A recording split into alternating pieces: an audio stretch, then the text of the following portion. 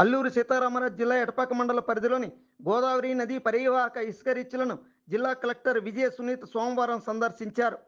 మండలంలోని పాత రీచ్లైన గుండాల, గుమ్మకొత్తగూడెం ర్యాంపులతో పాటు కొత్తగా ప్రతిపాదించిన కన్నాయిగూడెం, రాయనిపేట ప్రదేశాలను కలెక్టర్ సందర్శించినట్టు తెలుస్తోంది. అలాగే అక్రమ తవ్వకాలతో ఇసుక భారీ ఎత్తున డంపు చేసిన ప్రదేశాలను కలెక్టర్ పరిశీలించినట్లు సమాచారం.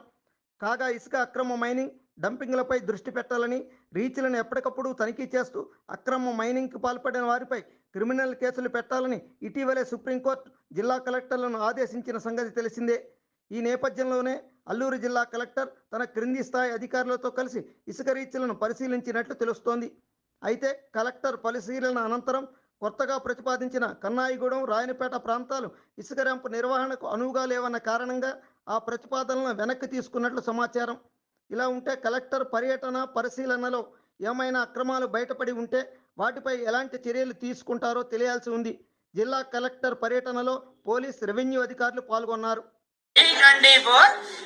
న్యూస్ ఛానల్ అందరూ చూడండి, ఆనందించండి, లైక్ చేయండి, షేర్ చేయండి, సబ్స్క్రైబ్ చేయడం మర్చిపోకండి.